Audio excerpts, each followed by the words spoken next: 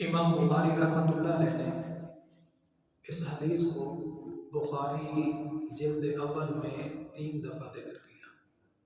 امام مسلم نے بھی اس حدیث کو اپنی کتاب میں نقل کیا۔ ترمذی شریف، نسائی شریف، ابو داؤد، ابن ماجہ، 17 کتب احادیث میں یہ روایت موجود ہے۔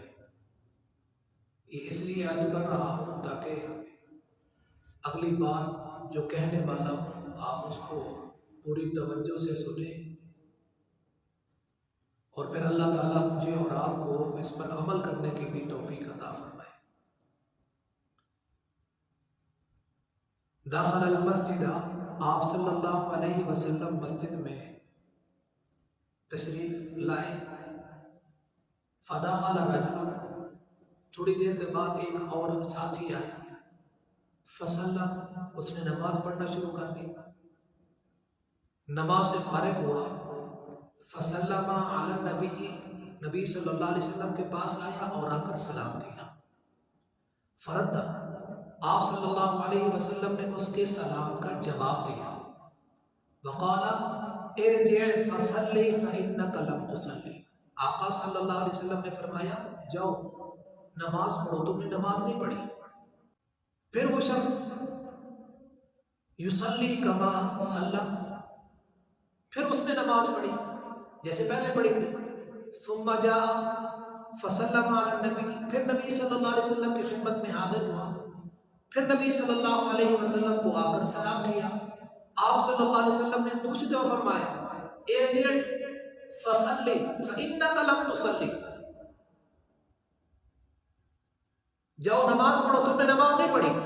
ارجع فصلی فإنک لم تصلی ثلاثا، تیسری دفعہ آپ صلی اللہ علیہ وسلم نے اس کو بھیجا جاؤ نماز پڑھو، تم نے نماز نہیں پڑھی۔ تو اس صحابی کا جواب سنیے، ما احسن غیرہ، اس سے بہتر میں نہیں پڑھ سکتا، فعلمنی، مجھے سکھا دیجئے۔ یہ نماز سیکھنے کی چیز ہے۔ گزشتہ درس میں نماز کے فرائض کا ذکر کیا ہے، تو فرائض کا نالج فرض ہے، فرائض کا سیکھنا فرض ہے۔ آج کل یہ محاورہ تو مشہور ہے، سنتے رہتے ہیں نو نالج ود آؤٹ کالج، لیکن نماز اگر فرائض کا علم نہیں ہے تو فرض رہ گیا تو نماز ہی ختم، نماز ہی نہیں۔ اذا قمت الى الصلاة فکبر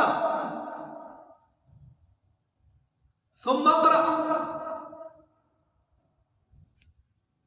ما تيسر معك من القرآن، جب نماز کے لیے کھڑا ہو تو اطمینان سکون کے ساتھ تکبیر کہو، پھر قرآن پاک کی تلاوت کرو جہاں سے آسان ہے۔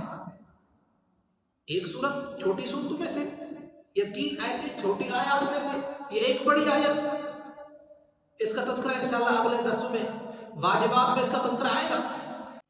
ثم اقرأ حتى تطمئن راکعا، پھر اطمینان کے ساتھ رکوع کرو۔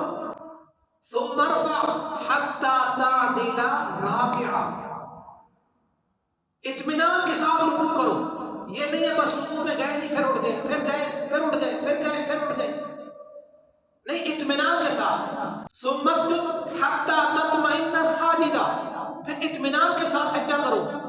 ثم ارفع حتى تطمئن جالسا، سے اٹھو تو اطمینان کے ساتھ جلسے میں بیٹھو، اطمینان کے ساتھ۔ وافعل ذلك في صلاتك كلها، اسی طرح پوری نماز کرو۔ تو نماز اطمینان کا نام، اطمینان کے ساتھ پڑھی جائے، نماز اطمینان کے ساتھ پڑھیں، فرائض کا علم بھی ہو، اہتمام بھی ہو، واجبات کا علم ہو اور اس کی ادائیگی بھی سکون اور اطمینان کے ساتھ کرنی چاہیے۔ نماز یہ اللہ کے قرب کا سب سے بڑا ذریعہ ہے۔ کل قیامت کے دن سب سے پہلے نماز کی پوچھ ہوگی۔ دعا ہے اللہ تبارک و تعالی خشوع خضوع والی نماز پڑھنے کی توفیق نصیب فرمائے۔ اللہ تعالی آپ کو اور آپ کے بیماروں کو صحت عطا فرمائے۔